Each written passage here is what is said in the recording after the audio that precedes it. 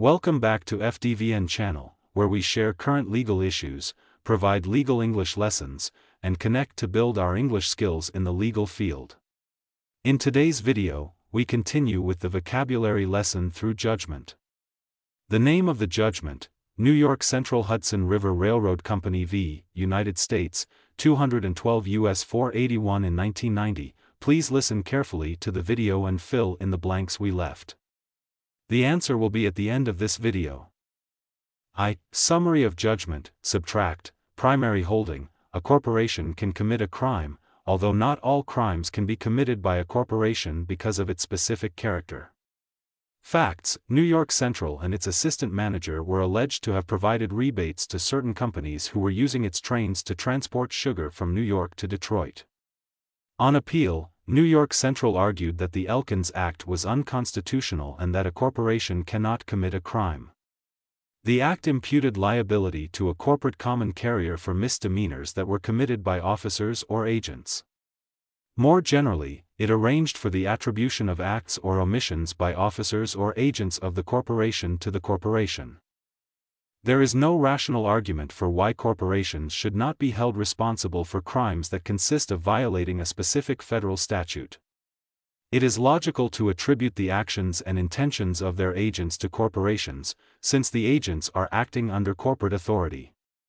The government might have difficulty enforcing these laws if it could prosecute only individuals for violations of them, since corporations are the true beneficiaries of the violations.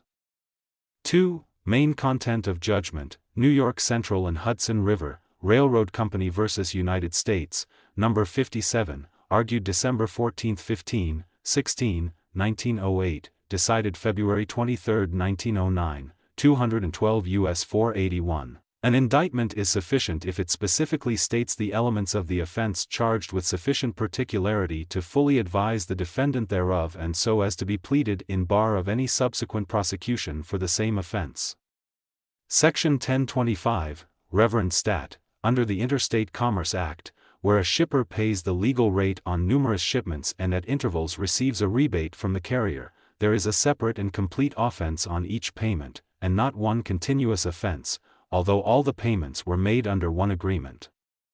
Query, and not decided, what constitutes separate offenses where numerous shipments are made and paid for at less than the published rates, an instruction which simply amounts to permitting the jury to consider circumstances connected with the non-appearance of a witness and the non-production of books held, in this case, not to have been prejudicial error. The facts are stated in the opinion. Mr. Justice Day delivered the opinion of the court. This is a writ of error to the Circuit Court of the United States for the Southern District of New York, sued out by the New York Central Hudson River Railroad Company, plaintiff in error. In the Circuit Court, the railroad company and Fred L. Pomeroy, its assistant traffic manager, were convicted for the payment of rebates to the American Sugar Refining Company and others upon shipments of sugar from the city of New York to the city of Detroit, Michigan. The indictment was upon 7 counts, and was returned against the company, its general traffic manager, and its assistant traffic manager. The first count, covering the offering of a rebate, was withdrawn from the jury by the district attorney, and it is unnecessary to consider it.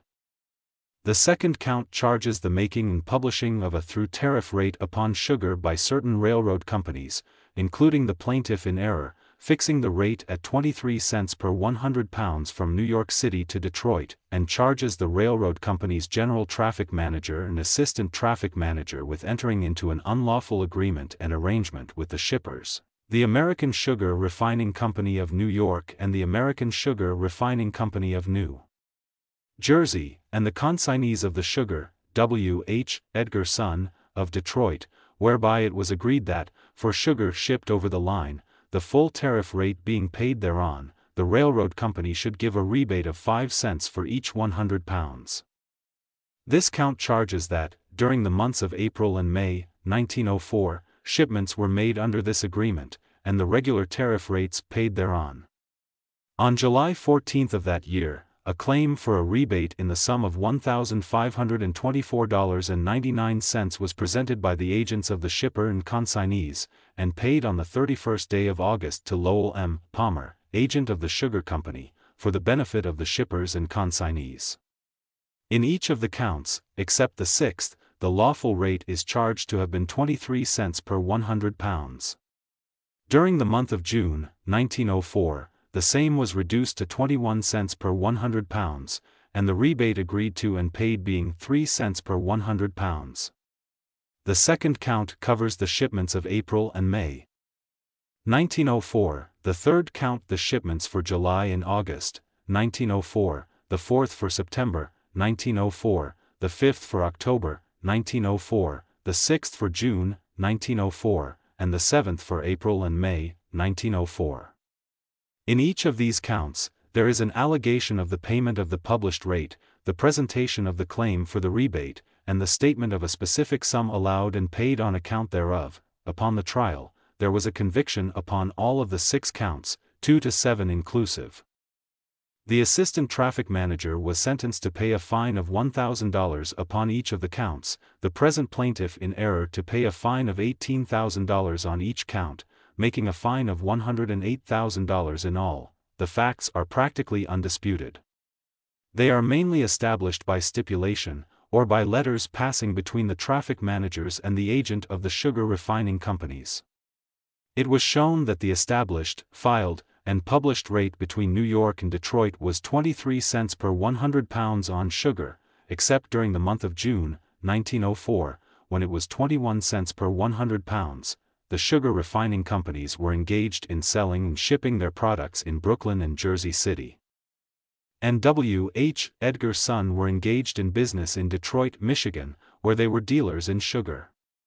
By letters between Palmer, in charge of the traffic of the sugar refining companies and of procuring rates for the shipment of sugar, and the general and assistant traffic managers of the railroad company, it was agreed that Edgar Son should receive a rate of 18 cents per £100 from New York to Detroit. It is unnecessary to quote from these letters, from which it is abundantly established that this concession was given to Edgar Son to prevent them from resorting to transportation by the water route between New York and Detroit, thereby depriving the roads interested of the business, and to assist Edgar Son in meeting the severe competition with other shippers and dealers. The shipments were made accordingly and claims of rebate made on the basis of a reduction of 5 cents £100 from the published rates. These claims were sent to the assistant freight traffic manager of the railroad company by Palmer, the agent of the sugar companies, and then sent to one Wilson, the general manager of the New York Central and Fast Freight Lines at Buffalo, New York. Wilson returned to the assistant traffic manager of the railroad company a cashier's draft for the amount of the claim. This draft was then sent to the agent of the sugar companies, and his receipt taken. It was stipulated that these drafts were ultimately paid from the funds of the railroad company. In this case, we are to consider the criminal responsibility of a corporation for an act done while an authorized agent of the company is exercising the authority conferred upon him.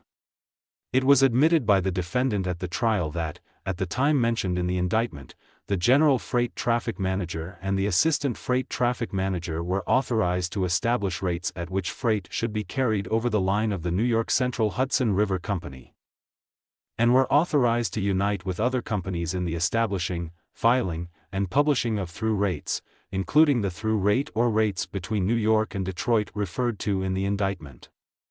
Thus, the subject matter of making and fixing rates was within the scope of the authority and employment of the agents of the company, whose acts in this connection are sought to be charged upon the company. Thus clothed with authority, the agents were bound to respect the regulation of interstate commerce enacted by Congress, requiring the filing and publication of rates and punishing departures therefrom.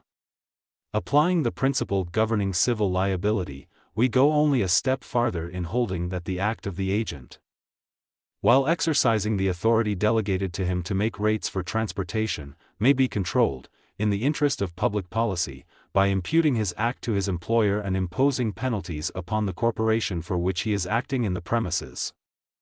And here is the answers for the blanks we have left.